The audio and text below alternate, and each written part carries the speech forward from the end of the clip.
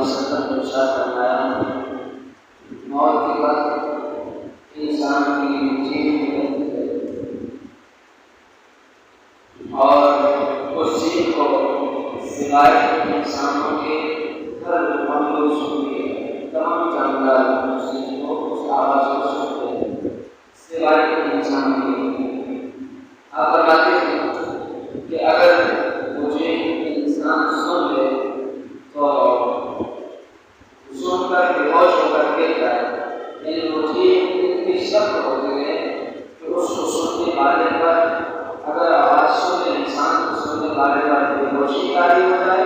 اور وہ گر جائے، انسان نے اس حیرت کو اس رونق اور تدبیر انسان برداشت نہیں کر سکتا۔ ایک خوفناک چیز ہوتی ہے جب انسان پر موت کا وقت ہوتا ہے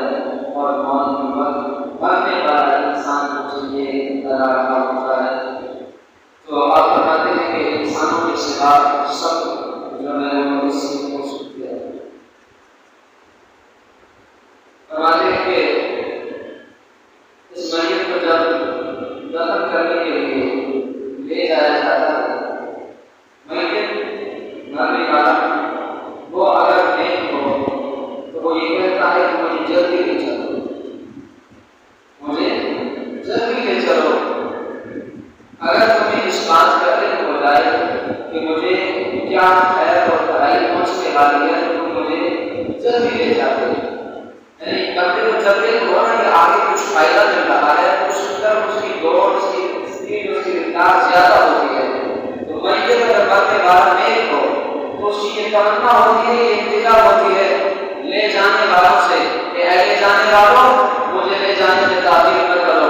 آگے میرے لیے بڑی انعامات ہیں، بڑی خیر ہے، بڑی برکت ہے، مجھے جلدی لے جاؤ تاکہ میں وہ انعامات، وہ اللہ تبارک و تعالیٰ کے دربار سے جو خیر ہے مومنوں کے لیے وہ میں حاصل کروں۔ تو فرماتے ہیں کہ اگر مرنے والا وہ گناہگار ہو تو وہ میت لے جانے والا سے کہتی ہے کہ مجھے اتنی جلدی نہ لے جاؤ، اگر تمہیں اس بات کا علم ہوتا کہ مجھے آگے شر پہنچنے والا ہے تو تم مجھے اتنی جلدی نہ لے جاتے۔ یعنی بندے کو پتا ہو کہ جس سفر میں جا رہا ہوں، جس طرف میں جا رہا ہوں، وہاں سے مجھے نقصان پہنچے گا، میرے لیے وہاں جانا بہتر نہیں ہے، تو وہاں جانے کی کوشش ہی انسان نہیں کرتا،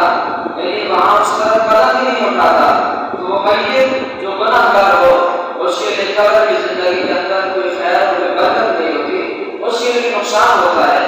تو وہ اپنے لے جانے والوں سے کہتی ہے کہ مجھے اتنی جلدی نہ لے چلو، اگر تمہیں علم ہوتا کہ میرے لیے آگے کتنا نقصان ہے تو تم مجھے اتنی جلدی نہ لے جاتے۔ اور پھر آپ فرماتے ہیں کہ جب میت کو قبر کے اندر رکھ دیا جاتا ہے تو میت کے سرانے والی سائڈ پر دو انتہائی کالے رنگ کے فرشتے آ جاتے ہیں اور سب نام والے ہوتے ہیں۔ یہ بڑی حیرتناک ان کی صورت ہوتی ہے اور بڑی خوفناک صورت ہوتی ہے۔ آج اگر کہا جاتا ہے نماز پڑھو تو اس کا فائدہ قبر میں نصیب ہوگا، آج اگر کہا جاتا ہے ماں باپ کی خدمت کرو تو کل اس کا فائدہ تمہیں ملے گا، آج اگر کہا جاتا ہے کہ صدقات و خیرات کرو تو کل قبر میں یہ کام آئیں گے، آج اگر کہا جاتا ہے کہ روزہ رکھو تو کل قبر میں یہ باتیں کام آئیں گی۔ آج کی زندگی کے اندر اگر ہم نے نماز پڑھی، ہم نے جو ہے والدین کی خدمت کی، ہم نے صدقات ادا کیے، ہم نے روزے رکھے، ہم نے والدین کی خدمت کی، تو قبر کے اندر یہ خدمتیں ہمارا سہارا بنیں گی، یہ کام ہمارے لیے سہارا بنیں گے۔ اور آگے کا واقعہ یہ ہے کہ وہ دو فرشتے جو سرانے والی سائڈ پر آ جاتے ہیں، بڑی حیرتناک ان کی صورت ہوتی ہے۔ وہ فرشتے جب قبر میں سرانے والی سر کی سائڈ پر آ کر کھڑے ہوتے ہیں تو رستے میں نماز آ جاتی ہے، نماز آ جاتی ہے، کہتے ہیں تمہیں میں سائڈ سے نہیں آنے دوں گی، فرشتوں کو آگے نہیں آنے دیتی نماز، کہ کل دنیا کی زندگی کے اندر اس بندے نے میرے لیے اس قبر کی حیبت اور خوف کی وجہ سے راتیں جاگ کر گزاری ہے، نمازیں ادا کرتا رہا، آج تو حیرتناک صورت کے اندر آیا ہے تو میں نماز تجھے اس بندے کے قریب نہیں چھوڑوں گی، آج نماز پڑھو، آج نماز کے ساتھ توبہ کرو، اللہ تبارک و تعالیٰ کے ساتھ نماز کی صورت کے اندر ملاقاتیں کرو، یہ ملاقاتیں کل قبر کے اندر تمہیں فرشتوں کو، وہ فرشتے جو عذاب کے لیے آئیں گے یا پھر سب کی دینے کے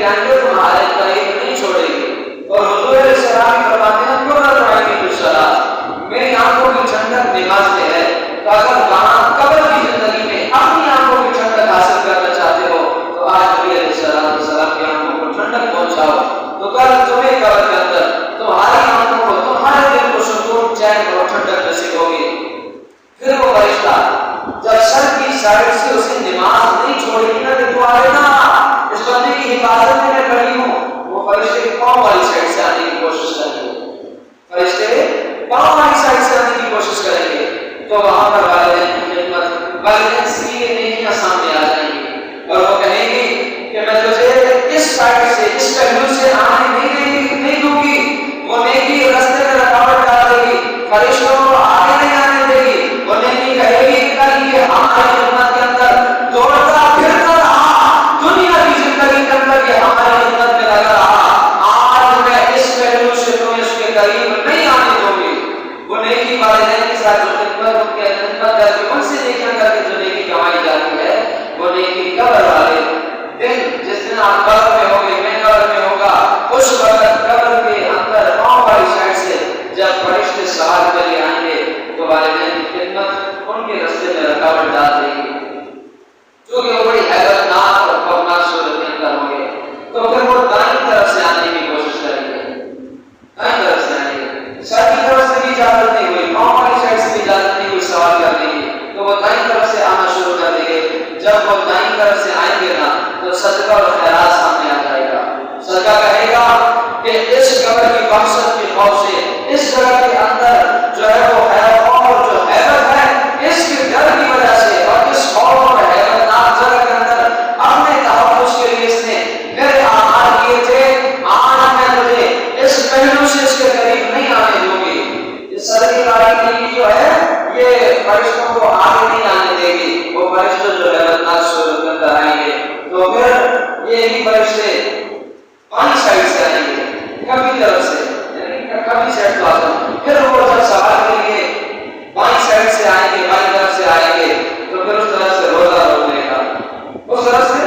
روزہ روک لے گا، روزہ کہے گا کہ کل اس طرح کی خوف اور وحشت اور حیرت کی وجہ سے اس نے روزہ رکھ کر بھوک اور پیاس کو برداشت کیا تھا، تو اس نے کل میرے لیے سختی برداشت کی تھی، آج میں ہے فرشتے اپنے اس بندے کو تیرے ہاتھ میں نہیں دوں گا۔ وہ نیکی پہلا دے گی، تحفظات دے گی، دنیاوی زندگی کے اندر ہم مشکلات سے تحفظ حاصل کرنے کے لیے طرح طرح کے کام کرتے ہیں، ہم نے طرح طرح کے ادارے بنا رکھے ہیں، ان کو ٹیکس کی صورت کے اندر ہم مال فراہم کرتے ہیں کہ